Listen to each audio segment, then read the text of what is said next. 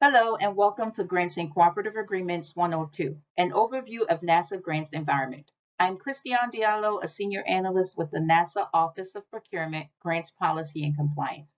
And before I get into the objectives of this training, I would like to share that NASA recently released Grants 101, which focused on an overview of the federal financial assistance.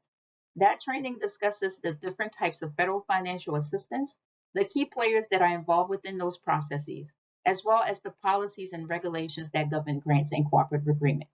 So if you have not watched the video, I encourage you to visit our YouTube channel and type in NASA Grants 101. Secondly, I would like to point that closed captions for this video is available in multiple languages. To choose your preferred language, simply click the settings option located on the bottom right of your screen next to the closed caption button. And once there, click on the subtitles and then select the language of your choice. For Grants 102, we shift the focus on the NASA grants landscape. Over the course of this training, I will provide you with some insights on NASA's grants and cooperative agreements environment. I'll delve into the roles and responsibilities of the key players engaged in managing NASA awards. I'll discuss the various activities that occur throughout the grant's life cycle. I will address audit requirements that is applicable to both NASA grant recipients and NASA personnel. And lastly, I'll highlight some key components that contribute to the effective management of grants. So how does grant support NASA's mission? Well, NASA has a strategic plan that is fully reviewed and updated at least every 3 years. The latest version of NASA's strategic plan was released in fiscal year 2022, and a link to that plan is provided on this slide for your reference. Within that plan, NASA identified 4 strategic goals to accomplish its mission and contribute to maintaining leadership in space, aeronautics, climate research, and innovation while driving economic growth. The strategic goals, as well as their corresponding objectives, are outlined in this table and discussed in more detail in the fiscal year 2022 plan. It is important, though, to note that grants plays a pivotal role in advancing these strategic goals and objectives. They do so by providing the necessary financial support, the expertise, and resources to drive the various initiatives. For example, grants may fund research projects that contribute to unraveling the mysteries of the universe, fund projects that enable efficient and safe travel to the moon and Mars, as well as funding educational projects that engages students in science, technology, engineering, and mathematics fields so that these students may become future scientists and engineers. On an annual basis, NASA expends more than $1 billion in grants and cooperative agreements to fund research, technology demonstrations, and STEM engagement initiatives. This funding results in approximately more than 2,000 new awards being issued to a diverse range of recipients, including universities, nonprofit organizations, and for-profit organizations. Universities make up 90% of award recipients, while nonprofit represents 6%, and for-profits organizations account for 4% of award recipients. At any given time, there is an average of 8,000 active awards. These awards are funded by NASA mission directorates, with the science mission directors funding at least 80% of NASA awards. NASA grant programs are managed within the 4 mission directorates and the Office of STEM Engagement. The directorates and program offices are responsible for identifying funding, soliciting, evaluating, and selecting project proposals, and ensuring that project goals and deliverable requirements are met. This graphic highlights the various programs that are funded by the mission directorates. The Science Mission Directors, or SMD, is the largest funding organization and funds projects from astrophysics research to lunar discovery and exploration. The OSTEM, or Office of STEM Engagement, funds projects that is related to STEM education and outreach. The Space Technology Mission Directorate, or STMD, funds projects related to space technology research, small spacecraft technology, and flight opportunities. The Exploration Systems Development Mission Directorate funds projects related to human landing systems, exploration ground system, and human surface mobility. Programs within the Space Operations Mission Directorates include human research, space communications and navigation, communication services, and human spaceflight operations. You can find detail about each of these programs on the Directorate fact sheet, which is available on the Grants Policy and Compliance website. As mentioned in previous slides, NASA supports a diverse range of projects and initiatives spanning from research, technology development, education, and collaboration with various entities. The amount of these awards ranges anywhere between $70,000 to over $5 million. This table highlights just a few examples of grants and cooperative agreements awards that has been issued by NASA Mission Directorate. You can visit the usaspending.gov website to access detailed information on all awards issued by NASA. And in case you're not familiar with usaspending.gov, it is a website that provides the public access to detailed information about federal contracts, grants, loans, and other types of financial assistance that is provided by the U.S. government. The detailed information of these awards includes the recipient's name, the award amount, the type of award, and the description of each of those awards. This slide outlines the roles and responsibilities of the key players engaged in managing NASA grants awards. The first is the Grants Policy and Compliance, which is the office that I represent. Our office is responsible for developing agency-wide grant award management policies. We're responsible for ensuring that NASA is compliant with federal regulations, such as the 2 CFR Part 200 and the 2 CFR Part 1800.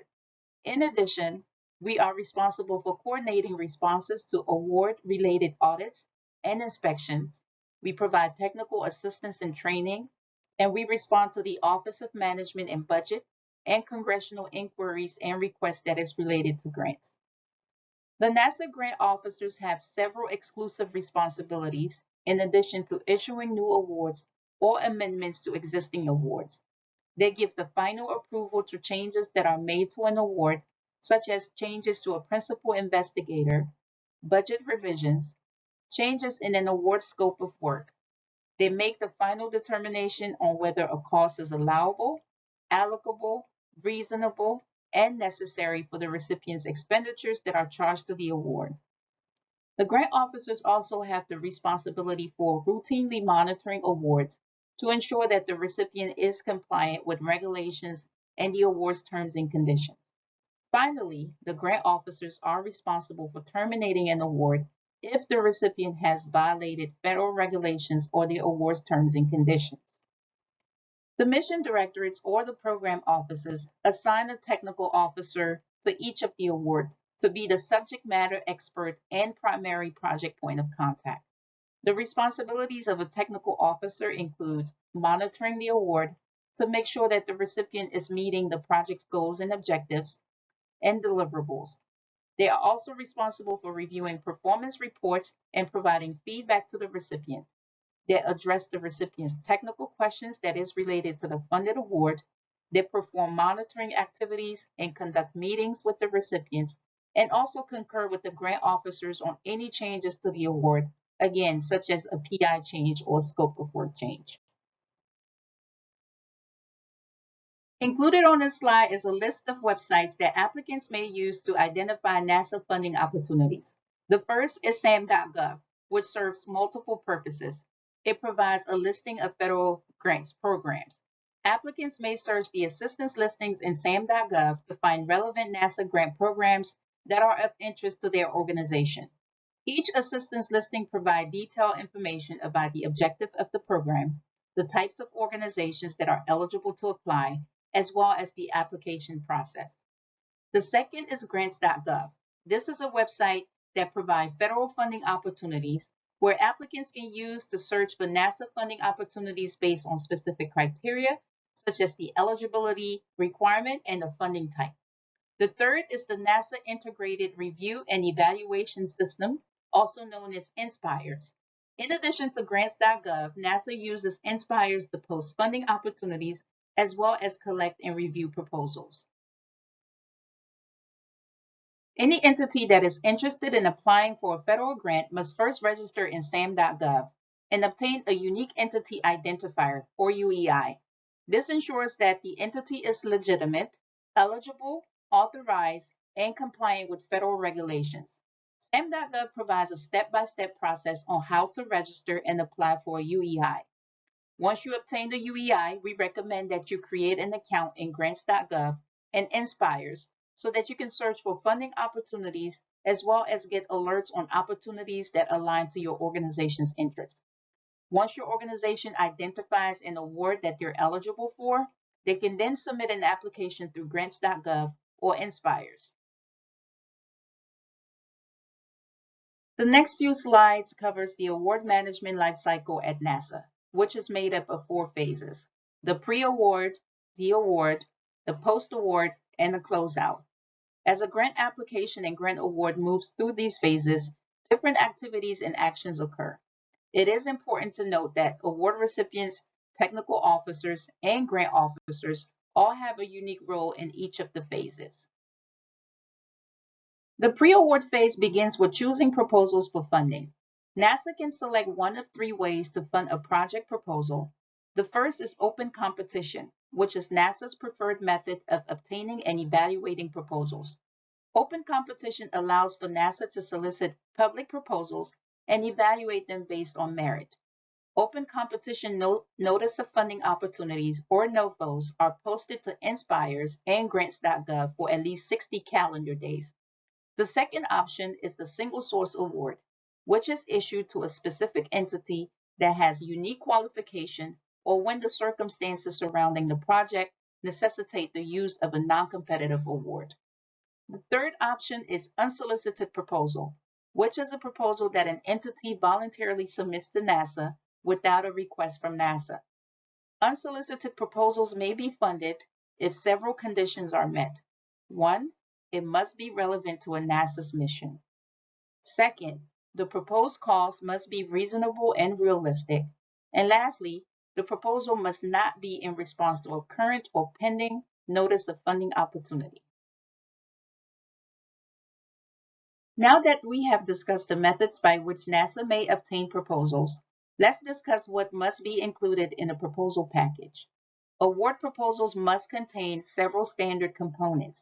These include a cover page, which is automatically generated in Inspires, table of contents, a scientific, technical, or management plan, references and citations, biographical sketches for key personnel, and a description of a current and pending support, statements of commitment and letters of support, the proposal budget, a description of facilities and equipment, and a table of personnel and work effort must be included as well.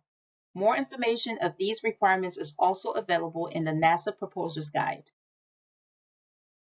Prior to submitting a proposal in Inspires, applicants must first attest to the accuracy of federal government-wide certifications and representations in SAM.gov and NASA-specific certifications, assurances, and agreements in Inspires. Certifications and representations cover issues such as compliance with U.S. statutory and public policy requirements, conflicts of interest, whistleblower protections, discrimination, and many more. All proposals submitted to NASA receive an administrative review, a technical and programmatic evaluation, and a financial review by a grant officer. As a matter of policy and practice, proposals submitted are principally reviewed by panels composed of the proposer's professional peers who have been screened in advance for conflicts of interest. In addition, single source and unsolicited proposals require a merit review, possibly with a peer review panel. However, single source and unsolicited proposals exceeding the Simplify acquisition threshold, which is currently $250,000, require evaluation by at least 3 peer reviewers.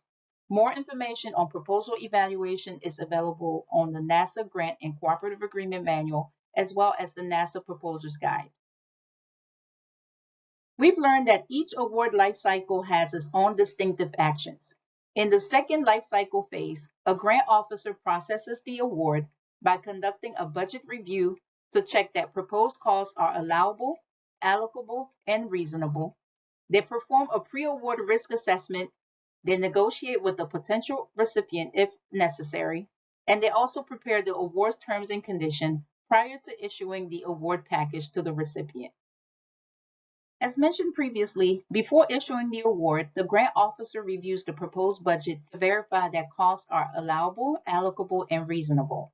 Some costs are never allowed, such as those for alcoholic beverages, costs incurred by institutions of higher education for alumni activities, uncollectible debts, goods or services for personal use, lobbying costs, and costs that are not necessary for the project performance.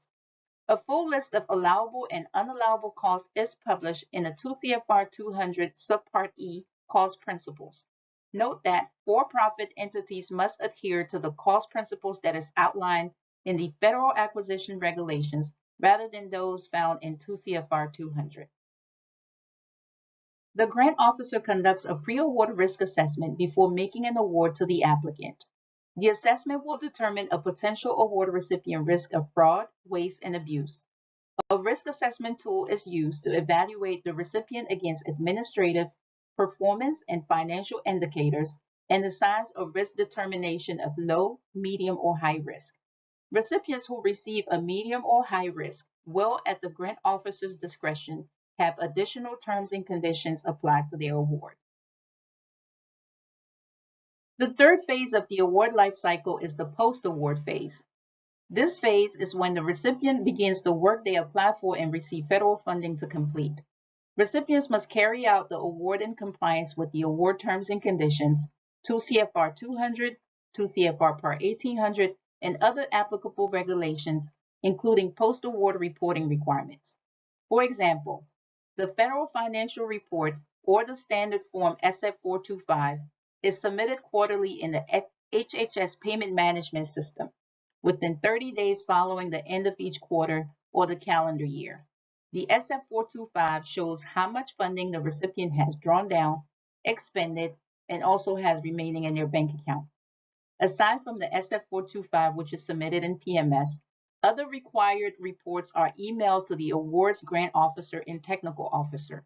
These required reports include a performance report, which is due 60 days before the award anniversary date, a final SF-425, and performance report due within 120 days of the end of the awards period of performance, and any additional required reports that is outlined in the awards terms and conditions, such as the new technology summary report.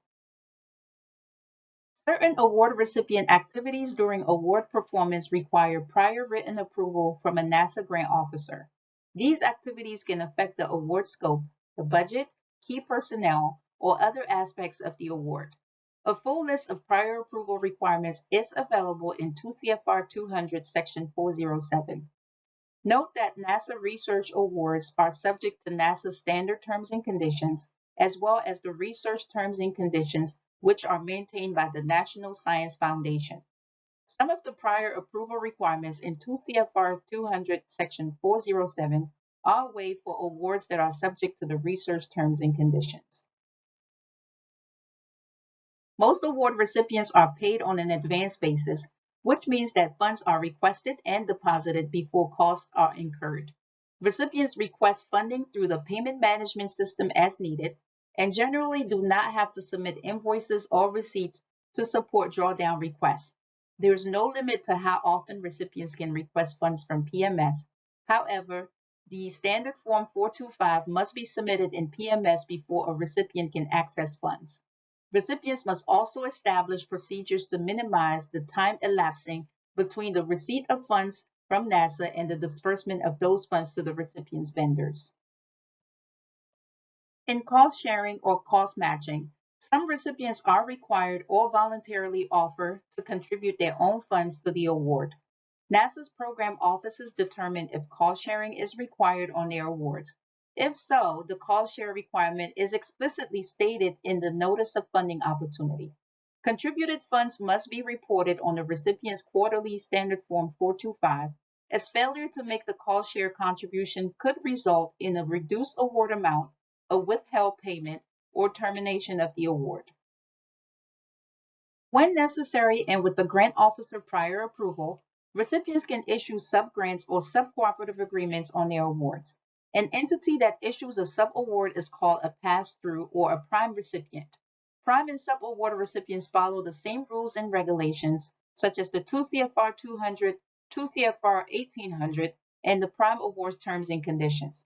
When a sub-award is issued, the prime recipient's responsibilities include drafting the official subaward documents, conducting a pre-award risk assessment, ensuring that NASA's terms and conditions flow down to the subaward recipient, reviewing financial and performance reports, taking corrective action if the subaward recipient is non-compliant with the rules and regulations, and closing out the award once the activities have concluded. The 2 CFR 200 requires recipients using award funds to purchase equipment to maintain adequate equipment records, conduct a physical inventory at least once every 2 years, and maintain a control system to prevent loss, damage, or theft. They must also submit an annual and final inventory report listing equipment purchased with their award funds to the grant officer and their industrial property officers. Note that some NASA award recipients are exempted from these requirements per the 2 CFR 1800 Section 312, which vests the title to equipment acquired with federal funds in nonprofit institutions of higher education and nonprofit organizations whose primary purpose is to conduct scientific research without further obligation to NASA, including reporting requirements. The 2 CFR 200 also requires recipients to maintain written procedures and internal controls. These procedures include those to determine permissible costs charged to an award and minimize the time between funding drawdown and expenditures. They are also required to maintain written standards of conduct that cover organizational conflicts of interest in procurement transactions. At last, they must maintain internal controls that provide reasonable assurance that a recipient can comply with federal statutes, regulations, and award terms and conditions. The fourth and final phase of the award lifecycle is the closeout phase. Closeout occurs after the end of the award's period of performance. In this phase, the award is formally closed out as NASA concludes administrative actions and required work has been completed. The recipient, the grant officer, and technical officer all have a role in the closeout process. A few conditions that can prevent an award from closing out include a pending litigation, whether an allowable, allocable, or reasonable payment have not been dispersed to the recipient, or if funding has not been deobligated from the award. Now let's discuss the roles in the closeout process, starting with the recipient's role. Within 120 days of the award's period of performance expiration, the recipient submits their final SF-425, their performance report, inventory report, and invention report if required, and other reports required by the terms and conditions to the grant officer and the technical officer. The recipient also liquidates all obligations incurred under the award and promptly returns unexpended funds to NASA via the HHS payment management system. The award recipient must maintain all financial records, supporting documents, statistical records, and other pertinent records for 3 years from the date of the final financial report submission. NASA is also required to maintain award documents in accordance with the NASA Records Retention Schedule. Now that I've explained the award lifecycle, let's discuss single audit requirements. A single audit is an independent examination of an organization's financial statements and federal award programs to ensure compliance with federal regulations and guidelines. Single audits are conducted for recipients that expend $750,000 or more during the award recipient's fiscal year. Recipients that expend funding for only one federal program may elect to have a program-specific audit, which adheres to the same regulations as a single audit. Unlike a financial statement audit, single audits and program-specific audits are an extensive review of the recipient's internal controls, their financial records, expenditures, and their compliance with the federal statutes, regulation, and award terms and conditions. Both NASA and award recipients are responsible for certain audit-related actions. Recipients are responsible for arranging the audit and ensuring that it is completed within the required time frame. And if prior approval is received, audit costs may be charged to the award. Once the award is completed, recipients must ensure that the audit report is submitted to the Federal Audit Clearinghouse website within the earlier of 30 calendar days after the auditor's report is received, or 9 months after the audit period ends. Finally, the recipient must take corrective actions to ensure that all audit findings are addressed.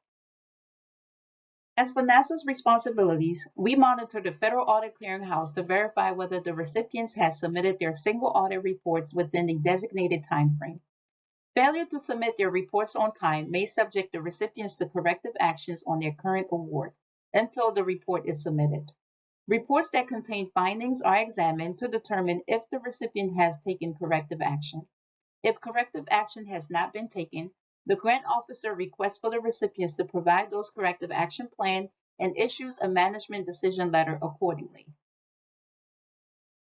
Effective grants management is essential in ensuring the success of a grant project. Here are a few key components in ensuring that success. The first is budgeting and financial management. Recipients must develop realistic and detailed budget that accounts for every expenditure that is tied to the project. They must monitor expenses by conducting regular checks to ensure that actual expenses align to the approved budget and implementing financial controls to prevent any fraud, waste, or abuse. There are several regulations that govern grants. Recipients must adhere to these regulations as well as terms and conditions that are placed on their award. Understanding and complying with the regulations and terms and conditions will prevent recipients from having their grants terminated or face legal action. Recipients must also ensure that changes to the project scope or direction have the proper approvals. Grant recipients must also have a system in place to monitor the progress of their project against the goals and milestones and make sure that any deviation from the project plan is promptly addressed. They must ensure that progress reports are accurate and submitted in a timely fashion. And finally, it is important for recipients to maintain documentation for all project activities. This includes financial records, progress reports, and essential email communications, as these documentations are necessary for audit and reporting purposes. This concludes our training on Grants 102, an overview of NASA grants environment. I want to thank you for tuning in, and I hope that you found the information valuable and insightful. Listed on this slide is a few links related to the materials that were covered throughout this presentation. The links are also provided in the description of this video. Also, I would like to encourage you to subscribe to the NASA Grants and Cooperative Agreements YouTube playlist, where you can view additional videos on grants-related topics. Thank you again for your interest in NASA grants.